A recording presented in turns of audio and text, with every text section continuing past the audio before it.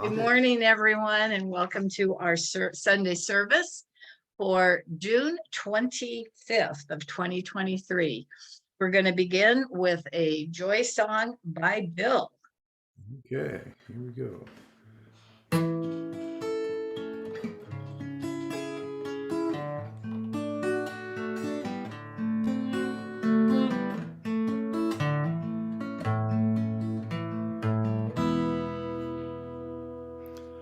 When you walk through a storm, hold your head up high and don't be afraid of the dark.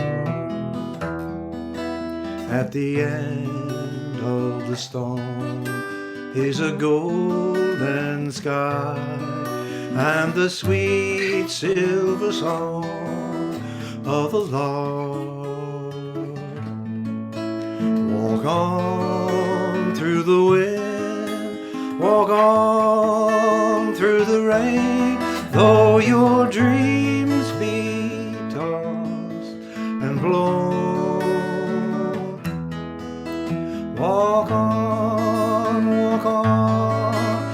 with hope in your heart, and you'll never walk alone. You'll never walk alone. Walk on with hope in your heart, and you'll never walk alone. You'll never walk alone.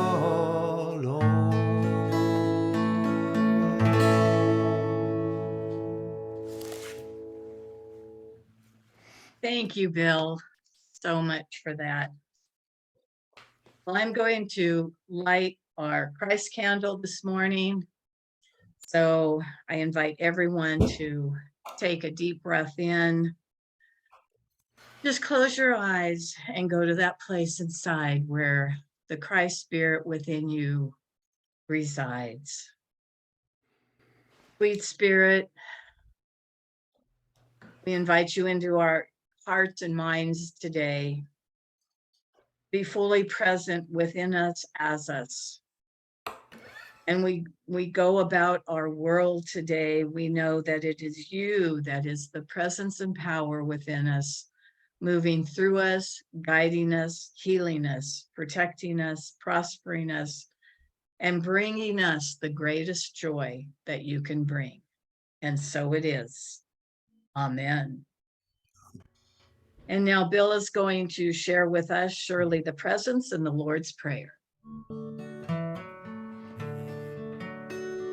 Surely the presence of the Lord is in this place.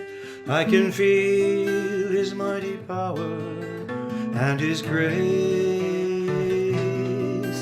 I can hear the brush of angels' wings. I see glory on each face. Surely the presence of the Lord is in this place. Surely the presence of the light is in this place. I can feel her mighty power and her grace. I can hear the brush of angels' wings. I see glory on each face. Surely the presence of the light is in this place.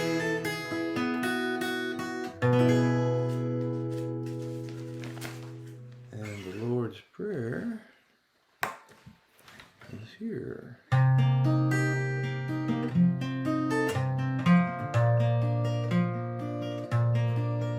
Our Father and Mother, who art in heaven, hallowed be thy name. Thy kingdom come,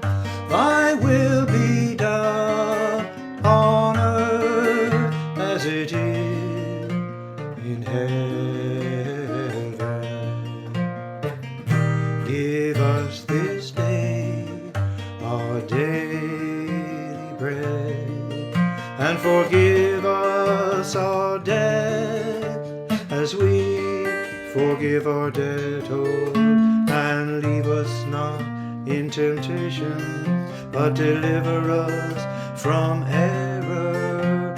For thine is the kingdom and the power and the glory forever.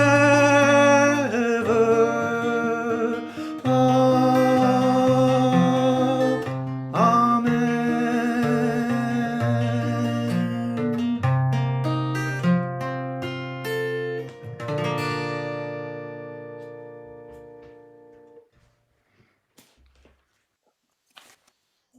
Okay. Bill, I'm going to have you take your video off. Okay. I And- thought we had one more song before your Oh, talk. right, that's right. You do have another song. Sorry. Yeah. Okay. Hi. Do I do my song now? I'd be happy to do that. Okay. No, let's see. I have the invocation, affirmation, and our mission statement first. Right. So Right. go ahead and just turn your video off. And I am going to share the screen. So let's join together this morning in saying our invocation, affirmation, and our mission statement, and our 5 basic ideas of unity. So let's begin with our invocation affirmation. There is only one presence and one power active in my life, God the good, omnipotent. There is only one presence and one power active in Unity Clear Lake Center, God the good, omnipotent. There is only one presence and one power active in our world, God the good, omnipotent.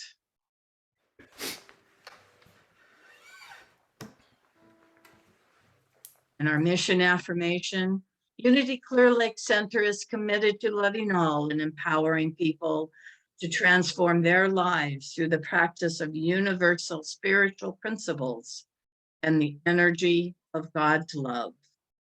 And our 5 basic ideas of unity, God is absolute good, everywhere present. Human beings have a spark of divine spirit within them, the Christ consciousness within, therefore they are inherently good. Human beings create their experience by the activity of their thinking. Thoughts held in mind produce after their kind. Prayer is the process that affirms our connection with God mind and brings forth wisdom, healing, and everything good. Knowing and understanding universal laws, also called truth, are not enough. A person must also live the truth that he or she knows. And Bill, you're on for your next song. Okay.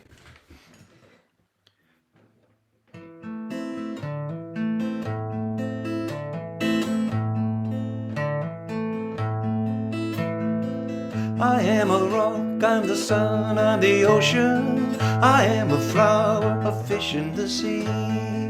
I am the spirit of all creation. I am in you, and you are in me. I am the wind, I'm a cloud, I'm an eagle. I am a river that flows to the sea. I am the spirit of all creation. I am in you, and you are in me.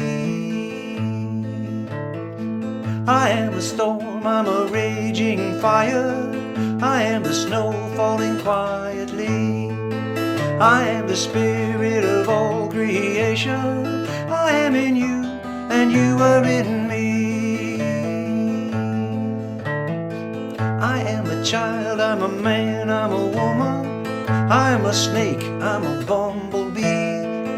I am the spirit of all creation. I am in you, and you are in me. I am the life force moving I am the I am that is me now.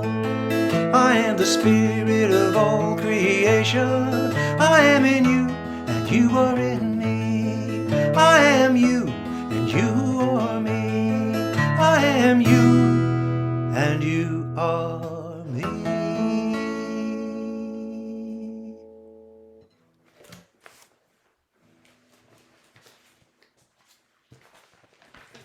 Okay, thank you, Bill, very much.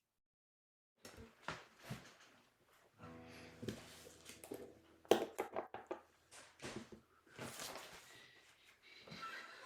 some reason, it's still not letting me.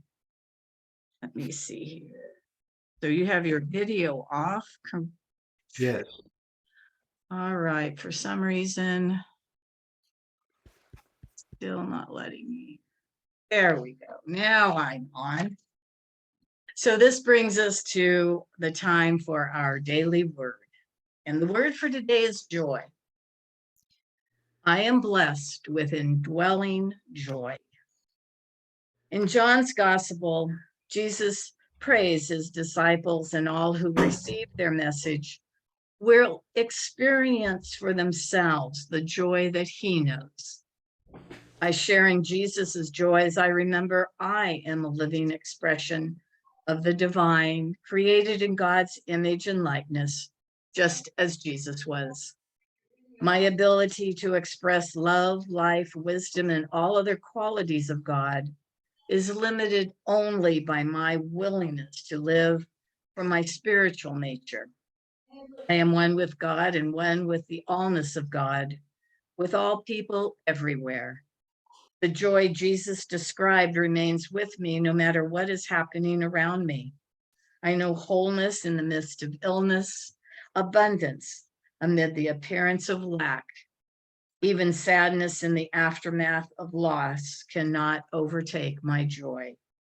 And from John 15:11, I have said these things to you so that my joy may be in you and that your joy may be complete.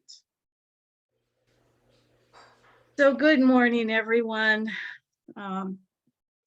Bill, if you can, see, I think I can mute you here.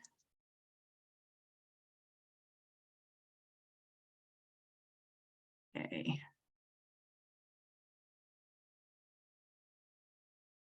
So welcome to our Sunday service. Let me get this up. Once again, for June 25th, here we are. In my first talk that I gave on Lessons in Truth, I shared that the real substance within everything that we see is God, that all things are one in the same spirit, just in different degrees of outward appearance, that all the intelligence and all the wisdom in the world is just God expressing out into the world. And the bottom line is that there is but one mind in the universe. The challenge that we have is that there's only one mind in the universe, and that mind is God. So why do I have something other than just God thoughts? And yes, there is in reality one mind or spirit, which is life, intelligence, and so on. However, there is a sense in which we are individuals or separate in a way, because we have been given free will. We're not puppets. So even though in truth there's only God and God intelligence, we've been given the free will to think whatever we want. And our growth comes from beginning to choose only God thoughts. This human self is made up of spirit, soul, body. And our mortal mind or human mind is the intellect. It gathers information and finds things from outside of itself to choose to say that it's truth or real. But in the intellect, it's where we do our conscious thinking. It's where we can add and subtract, mull over ideas, make choices of what we like or don't like. However, our universal mind sees and speaks from within us. It's the spirit within us, our divine mind, which is the real mind. Emily Cady wrote that we could then think of humankind as spiritual mind, mortal mind and body. So our universal mind or divine mind can only be reached when we take time to become silent and go within.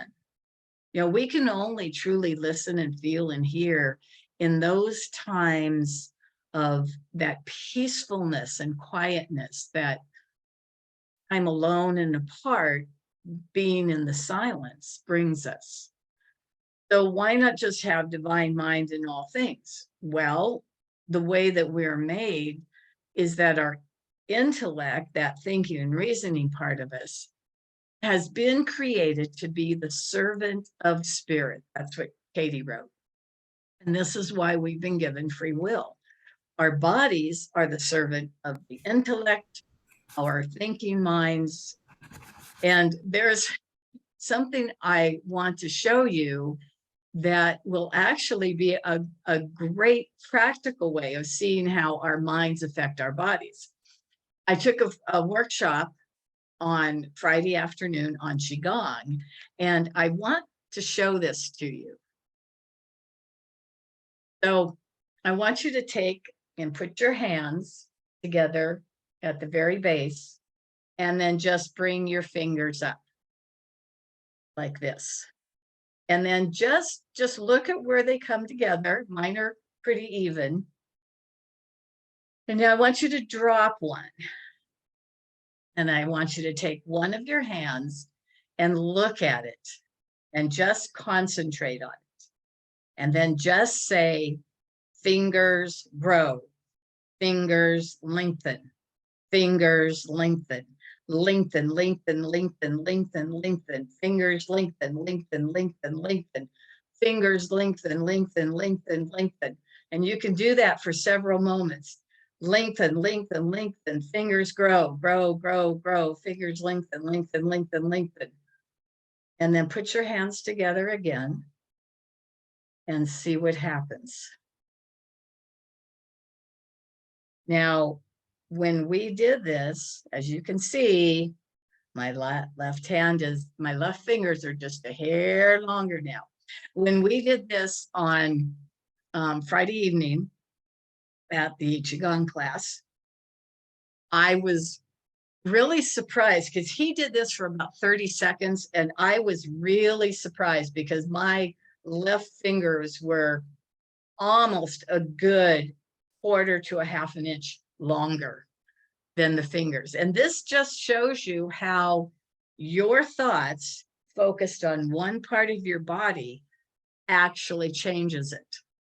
Now, what I noticed this morning, I did this last night to a friend, and then this morning I woke up, and even now my fingers are coming back, more back, although they're still a little bit longer, but they're shrinking back down.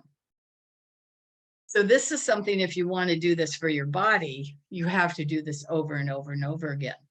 But this just shows you how the body responds to the mind and our thoughts. And in this case, also our words. And, that was just a fun exercise to show you. But it goes beyond that.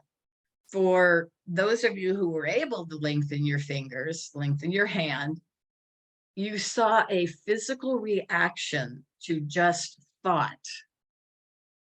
And that, to me, that also demonstrates that our ways of thinking also are going around in our whole energy field to create around us happiness or unhappiness. If we can just sit there and just by saying the word lengthen to our fingers or, or our hands, that's pretty darn powerful to be working on the physical body. So just think about the thoughts that you're thinking about your life and whether you're happy or unhappy, successful or unhappy, successful, peaceful or not. And in this case, the thoughts you hold to your body about being healthy or ill.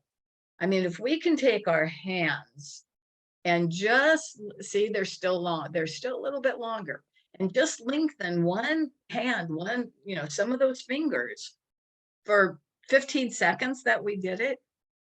Think about how your body is reacting to thoughts that you put in and how you think about your body. You know, we have to remember that we can, by effort, change our ways of thinking. So when we are so ingrained in one way of thinking about our lives, life in general, our bodies, our finances, whatever it is, it takes effort, mental effort, to change that way of thinking. But we can use this as a great example of how thinking can change our body, our hand, just our hand in just seconds. We've been given that free will, and we can think God thoughts, we can think ill thoughts, we can think about prosperity or lack, we can think about health or illness. It doesn't matter because God doesn't care. Our thoughts are our choice. Do you want chocolate ice cream or vanilla ice cream? Do you want to think thoughts of lack and limitation and sorrow, or do you want to think thoughts of joy and prosperity and health and aliveness? Either or, it doesn't matter. It's your choice. But that's also the beauty of us having free will, that we do get to choose. And we just have to remember that God is in all things all the time, regardless of our way of thinking. So God is always there trying to pour more and more good into our lives to make them richer and more successful. But it's up to us to choose those things. We just have to know that God is prosperity itself. It's aliveness itself. God is health itself. God is joy. And these are ideas that I covered in my very first talk on this book. You know, when we can truly take all that in and realize that we are creations of God, and therefore we have all the attributes of God within us, then we are more open to accepting that we ourselves are prosperity and aliveness and health and joy. But this is where we've been given that free will to choose it or not. We can choose to make more and more of our lives connected with Source, so that more of our thinking is about Source, more of our words are about Source, that more of our whole energy is open to all the good of Source.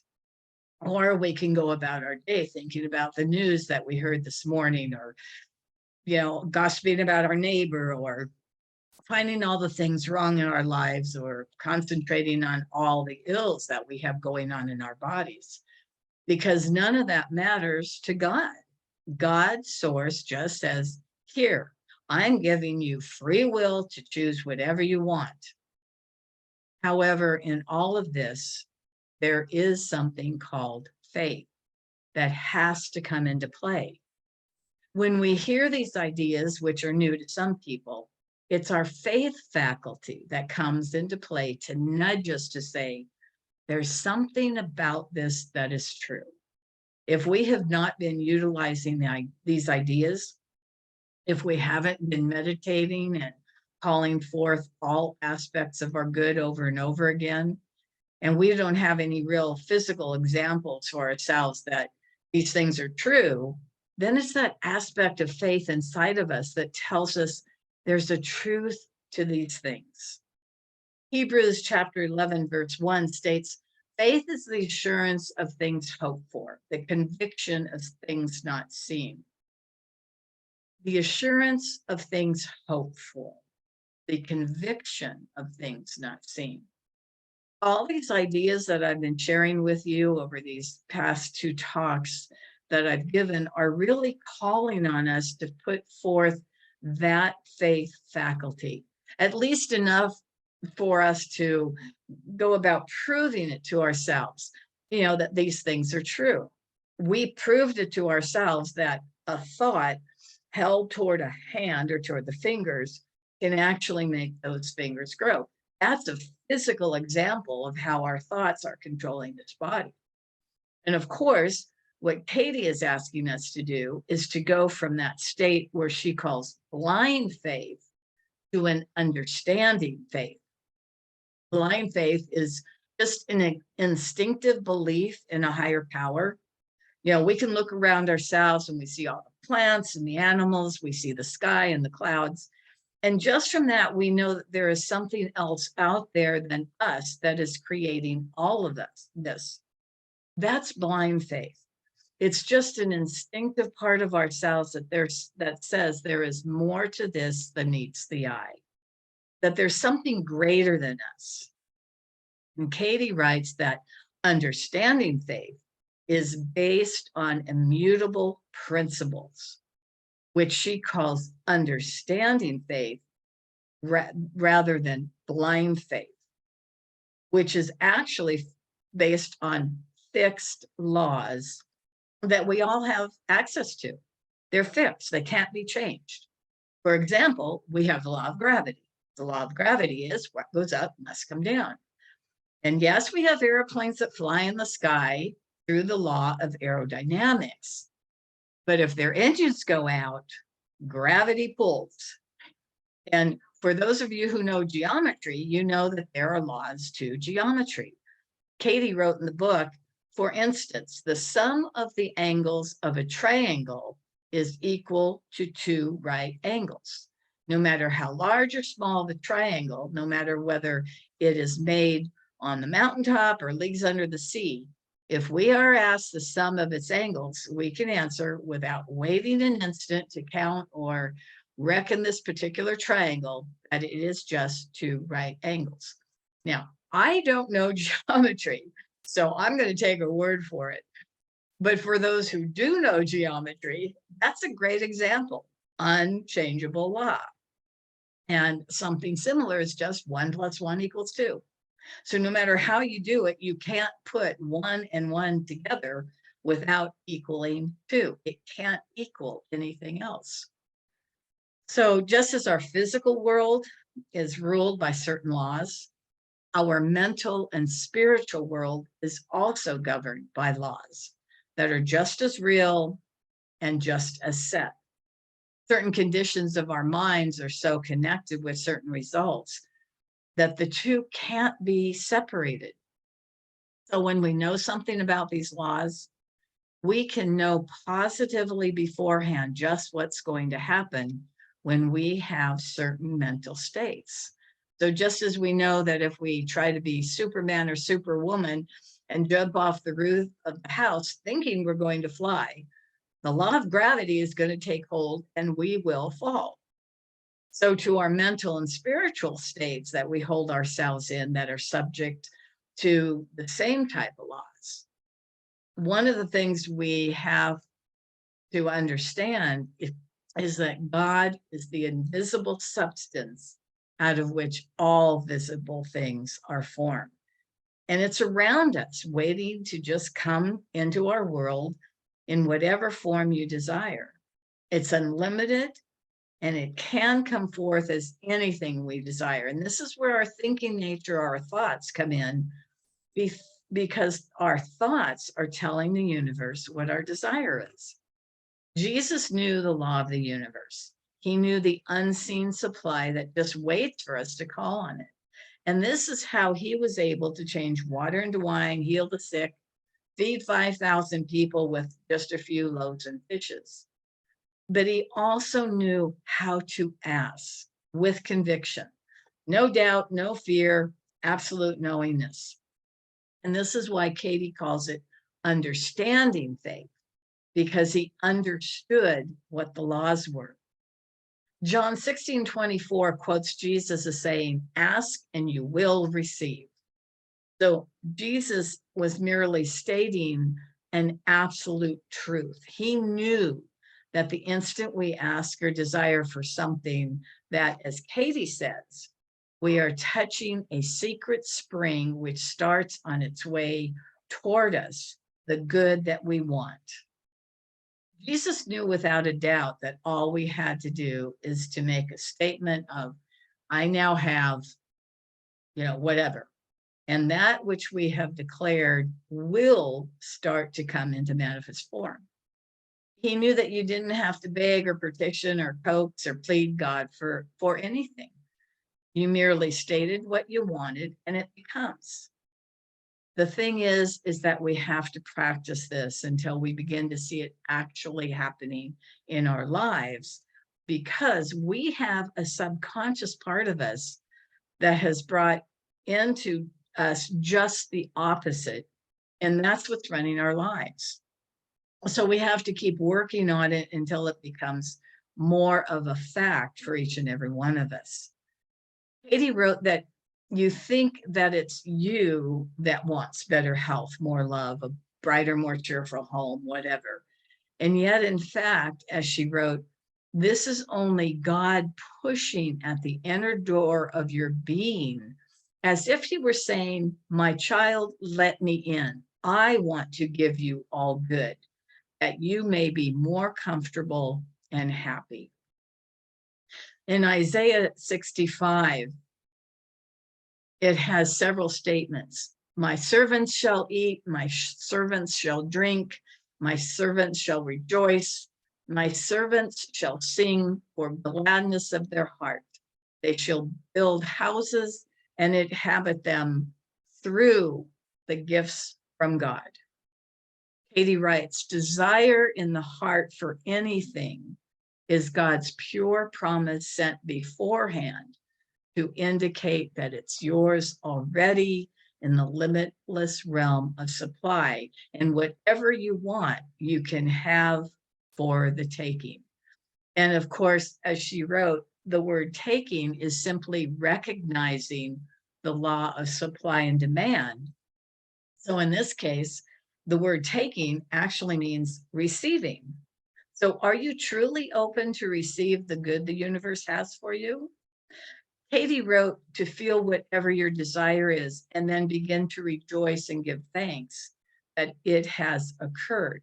So if there's something that we have to do to make that happen, then we will be urged to do that. And as long as we stay open and listening to source, we will be guided to do what is ours to do.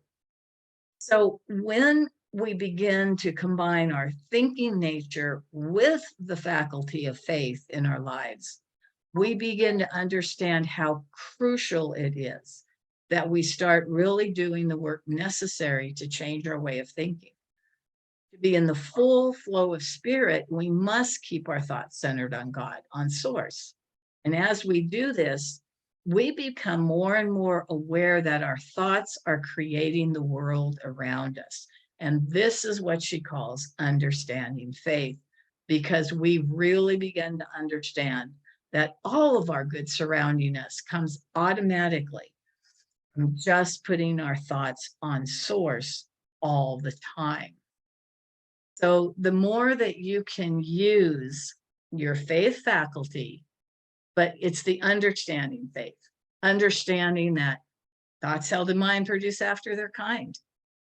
Our words spoken create an energy field around us, which we demonstrated today.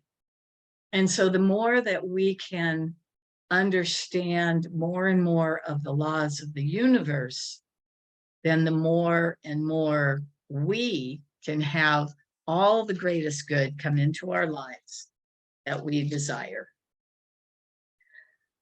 So thank you. Thank you for being with us today here.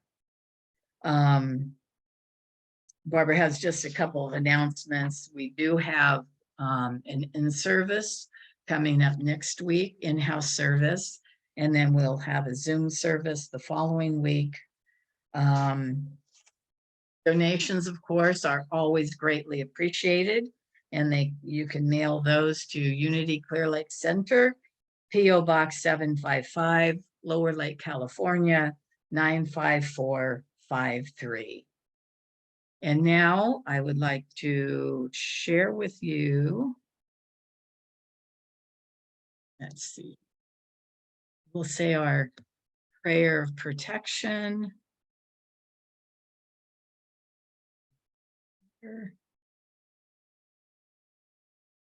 So I invite you to join with me as we say our prayer of protection. The light of God surrounds us. I am the light of God. The love of God enfolds us. I am the love of God. The power of God protects us.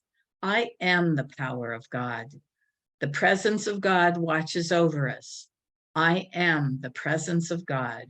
Wherever we are, God is, because I am, and all is well. And now I invite Bill to come back on and sing our closing song, our peace song. I'm getting it together here. Okay, there we go. Right, and there you are. Okay, good. I'll do the peace song. Here we go. Let there be peace on earth, and let it begin with me. Let there be peace on earth, the peace that was meant to be, with God as creator, family all are we. Let me walk with my family in perfect harmony. Let peace begin with me. Let this be the moment now.